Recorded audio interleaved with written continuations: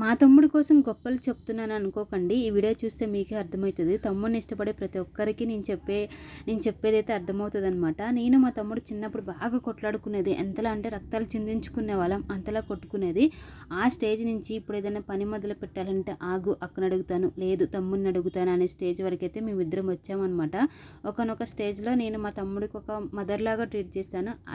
అలానే మా తమ్ముడు కూడా ఒక ఫాదర్ ప్లేస్‌లో ఉండి నన్ను ట్రీట్ చేశాడు. అలా ఉండేది మా ఇద్దరి మధ్య రిలేషన్షిప్. అయితే ఇప్పుడు మా తమ్ముడు నా దగ్గర ఉండట్లేదు, అబ్రాడ్లో ఉంటున్నాడు. ఏం చేస్తాం, కొన్ని ఫ్యామిలీ సిచ్యుయేషన్స్ వల్ల అలా వెళ్ళాల్సి వచ్చింది. నేను మా తమ్ముడి కోసం ఇష్టంగా వంటలు చేసి పెడతానమాట. అందులో ఇష్టమైంది మా తమ్ముడికి ఎక్కువగా సాంబార్ రైస్. ఈరోజు ఎందుకో నాకు సాంబార్ రైస్ ఎక్కువగా తినాలనిపించింది. సాంబార్ రైస్ స్టార్ట్ చేసినప్పటి నుంచి మా తమ్ముడే గుర్తొస్తున్నాడు. అయ్యో మా తమ్ముడు ఉంటే అక్క ఇలా బాగుంది కదా అక్క, అక్క ఎట్లా చేసావు అక్క, రెసిపీ చెప్పక్క, అది ఇది అని చెప్పేసి అడిగేవాడు అనమాట. చాలా అంటే చాలా మిస్ అయిపోతున్నాను మా తమ్ముడిని. ఇంకా ఏం చేస్తాం, కొన్ని సిచ్యువేషన్స్ వల్ల.